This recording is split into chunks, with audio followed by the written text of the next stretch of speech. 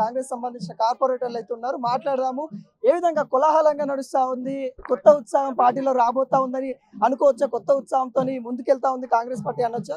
ఖచ్చితంగా ఏంటంటే జాతీయ అధ్యక్షుల వారు మరి ఓటమెరుగని నాయకుడు. మరి ఆనాటి నుంచి ఈనాటి వరకు కాంగ్రెస్ ప్రభుత్వంలో కీలక భూమిక పోషించి మరి ఈ రోజు మరి జై భీమ్ జై బాపు కార్యక్రమం తెలంగాణ రాష్ట్రంలో అద్భుతంగా నిర్వహించుకున్నాం.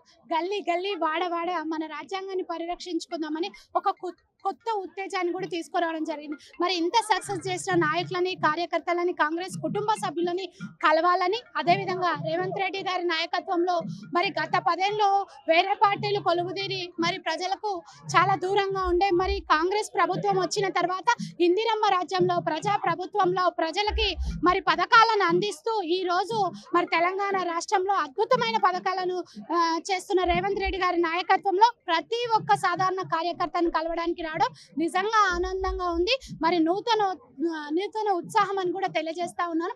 కాంగ్రెస్ పార్టీ అంటేనే మనందరి కోసం తెలుసు, పేదల కోసం ఏర్పడ్డ ప్రభుత్వం కాంగ్రెస్ ప్రభుత్వం, పేదల కడుపు నింపే ప్రభుత్వం కాంగ్రెస్ ప్రభుత్వం. ఆనాటి నుంచి ఈనాటి వరకు మరి ఆరోగ్యం విషయంలోనైతేనేముంది, మరి ఆరోగ్యశ్రీ మరి 5 లక్షల నుంచి 10 లక్షల వరకు, మరి మహిళలు 10-15 వేలు బస్సులలో పోతా ఉంటే ఈ రోజు ఖర్చు అవుతుంది. మరి 10-15 వేలకే డ్యూటీలు చేసుకుంటారు. ఉచిత బస్సులు ఇచ్చిన ప్రభుత్వం కాంగ్రెస్ ప్రభుత్వం. మరి కరెంటు బిల్లులు మరి ఉచితంగా మాఫీ చేసి 200 యూనిట్ల. మరి ఆనాడు ప్రభుత్వంలో సన్న బియ్యం, దొడ్డు బియ్యం ఉంటుండే, దొడ్డు బియ్యం అందరు అమ్ముకుంటుండే. మరి పేదల కడుపు నింపాలని, మరి రైతు బాగుంటే రాజ్యం బాగుంటుంది, రాజ్యం బాగుంటే సమాజం బాగుంటుంది అని ఆలోచన చేసి ఈ రోజు సన్న బియ్యం అందిస్తూ ఉన్నది. మరి అదేవిధంగా ఇందిరమ్మ ఇల్లులు, గతంలో డబుల్ బెడ్రూమ్ ఎంతో మందికి టీఆర్ఎస్ ప్రభుత్వంలో వచ్చినోళ్ళకే వచ్చి ఉన్నోళ్ళకే పట్టం కట్టారు. మరి ఈ రోజు చాలా స్వచ్ఛందంగా మరి 42% మరి బీసీలకు రిజర్వేషన్ ఇస్తూ మరి కులగణన చేపట్టిన రాష్ట్రం కూడా తెలంగాణ రాష్ట్రం. అదేవిధంగా మరి వచ్చి 18 నెలలు అవుతుంది, 55,000 పైచిలకు ఉద్యోగాలను ఇచ్చిన ప్రభుత్వం మరి కాంగ్రెస్ ప్రభుత్వం అని రేవంత్ రెడ్డి గారి నాయకత్వంలో అహర్నిశలు కష్టపడుతూ మరి ప్రతి ఒక్క సాధారణ కార్యకర్త చిన్న నుంచి పెద్ద వరకు మరి ప్రభుత్వ ఫలాలు అందాలనే తపనతోటి ఈ రోజు రేవంత్ రెడ్డి గారి నాయకత్వంలో కులాలకు మతాలకు అతీతంగా మరి ఈ రోజు నడిపిస్తున్న ప్రభుత్వం మరి రాష్ట్ర ప్రభుత్వం. మరి అదేవిధంగా మరి రాష్ట్ర కేబినెట్ లో 5గురికి ఎస్సీలకు అవకాశం ఇచ్చారు, మరి మహిళలకు అవకాశం ఇచ్చారు. మరి సామాజిక న్యాయం చేస్తున్న ప్రభుత్వం కాంగ్రెస్ ప్రభుత్వం. బాగానే ఉన్నాయి, కానీ బీఆర్ఎస్ ప్రధాన ఆరోపణ ఏంటంటే మహిళలను మోసం చేస్తున్న గవర్నమెంట్ ఏదైతే ఉందో రేవంత్ రెడ్డి సర్కార్, వాళ్ళకి మహిళలకు ఇస్తా అన్న మహాలక్ష్మి పథకాలు ఇవ్వట్లేదు, మహిళలకు ఇస్తా ఏదైతే కేసీఆర్ కిట్ ఉండేది పోషకాహారాలు. మీకు ఒక విషయం తెలవాలా, 18 నెలలల్లా 5 పథకాలను అద్భుతంగా అమలు చేసిన రాష్ట్రం మరి కాంగ్రెస్ ప్రభుత్వము, తెలంగాణ రాష్ట్రము రేవంత్ రెడ్డి గారు. మరి ఆనాడు 10 ఏళ్ళు కేసీఆర్ గారి ప్రభుత్వంలో మరి 2-3 ఏళ్ల దాకా ఒక్క పథకం కూడా రాలేదు.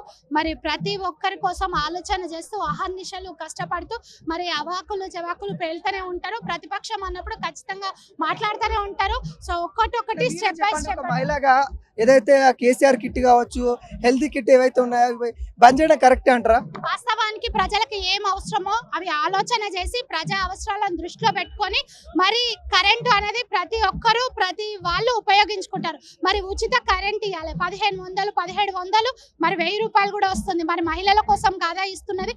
మరి ఉచిత ప్రయాణము మరి ప్రతి ఒక్క బస్సు ఇక్కడే కాకుండా డిస్ట్రిక్ట్లలో కూడా మరి మహిళలు నెలకు జాబ్ చేసే వాళ్ళు 10 నుంచి 15 వేలు మిగులుతున్నాయి. మరి తొందరగా పోవాలని ఒక ఆలోచనతోటి మరి క్యాబులు బుక్ చేసుకొని పోతుండే. మరి వచ్చే జీతం 15,000, ఖర్చు అయ్యేది 6-7 వేలు. మరి 6-7 వేలు మిగులుతున్నాయని మహిళలే స్వచ్ఛందంగా చెప్తున్నారు. సో ప్రభుత్వం అపోజిషన్ అన్నప్పుడు ఇష్టం ఉన్నట్టు మాట్లాడుతుంది. సో దానికి మరి వెంటనే స్పందించి రియాక్ట్ కావడం అవసరం లేదు.